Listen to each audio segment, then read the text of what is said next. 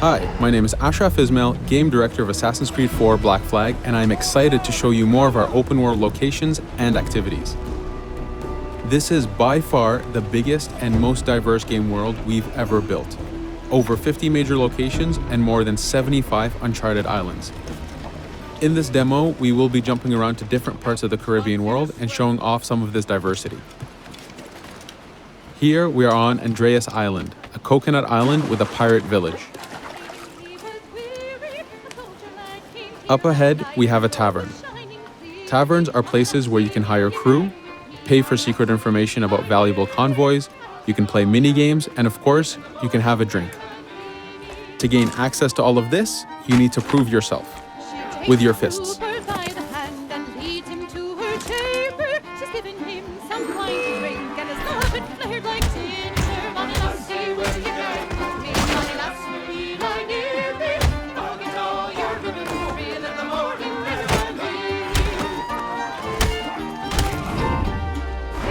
Now that the fight is over, you have access to the tavern and its services. This being a tavern, there's always plenty of rum to be drank, but drinking too much will have some fun surprises for you.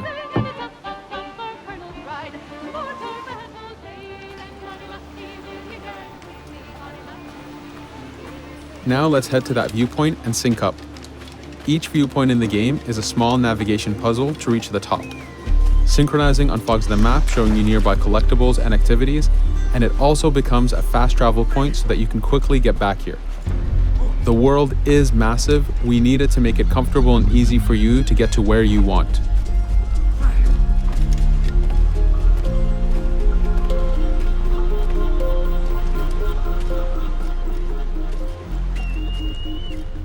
These viewpoints are also an opportunity for us to show off how beautiful and expansive this world really is.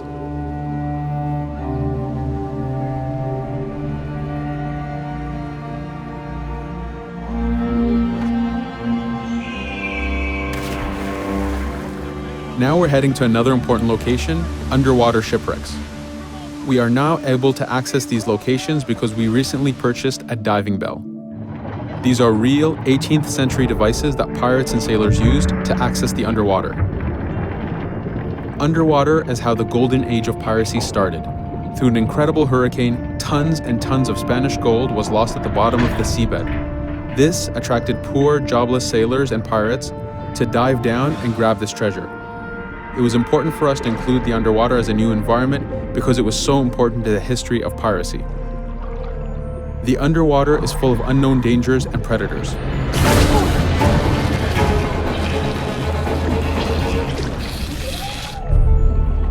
You do have to pay attention and act quick, but the risk is worth the prize as you need a lot of money to get all the upgrades for your ship, the Jackdaw.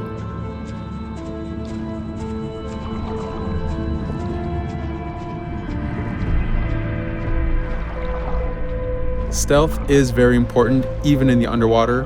Here we can use the seaweed and plant life to keep yourself hidden from sharks and other dangers.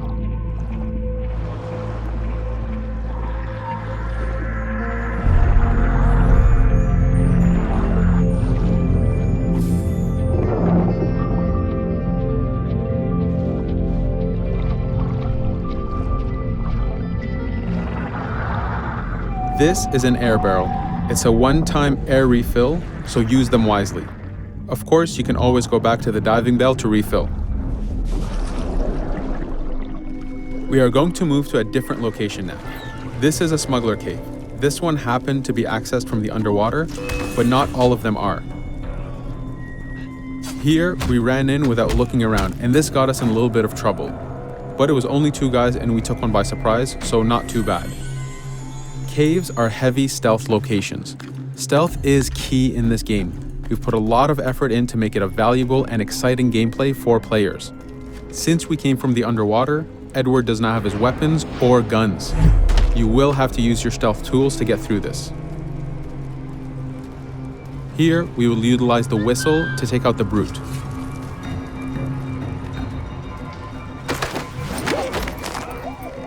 Anytime an enemy is taken out, they will drop their weapon for you to use.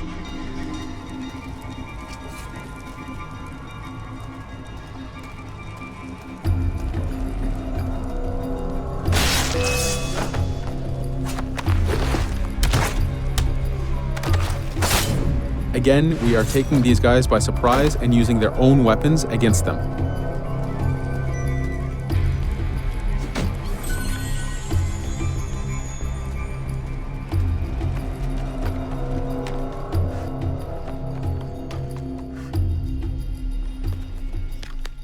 Using just your fists keeps things quiet. This allows you to take advantage over the second guard.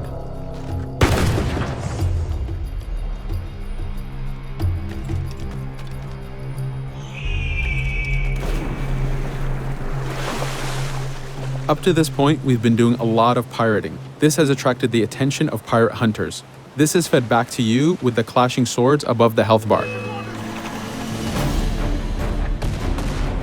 This is a first level hunter after us.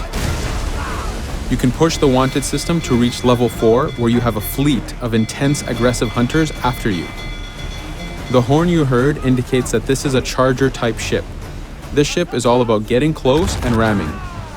Each ship type has a unique sound associated to it, the scariest being the war drums of a man of war.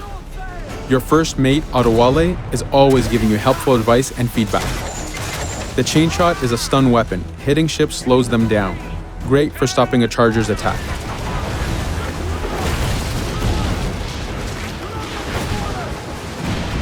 As the masts come down, we can start a boarding.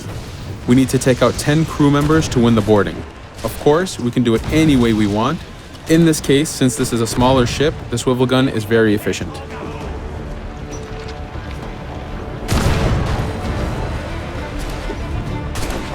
There are many objectives in the boarding system, including destroying powder keg reserves and removing the flag from the top mast.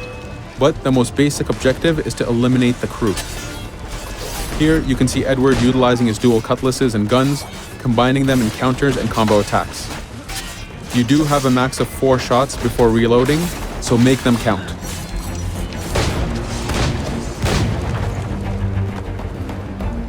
Plundering a hunter allows you to send a very powerful ship to your fleet. They are also a good way to gain ammo for the Jackdaw. In this case, we will use this opportunity to lower our wanted level.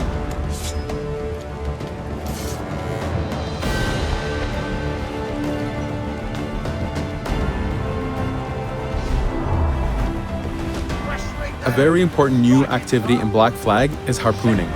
Historically, pirates harpooned as a source of income. Ready the whaleboat, lads.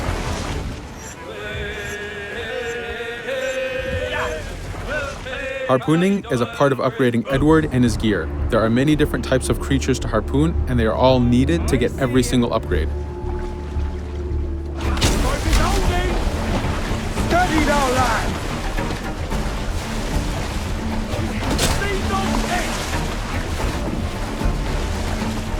Success!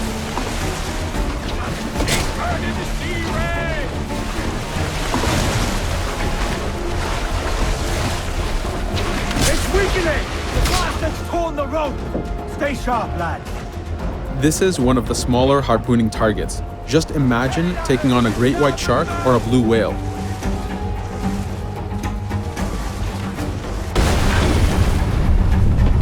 This one's dangerous! The harpooning activity itself has upgrades, and you will need them to take on the bigger targets. You can upgrade the health of the rowboat, the number of harpoons you carry, and the damage of the harpoons themselves.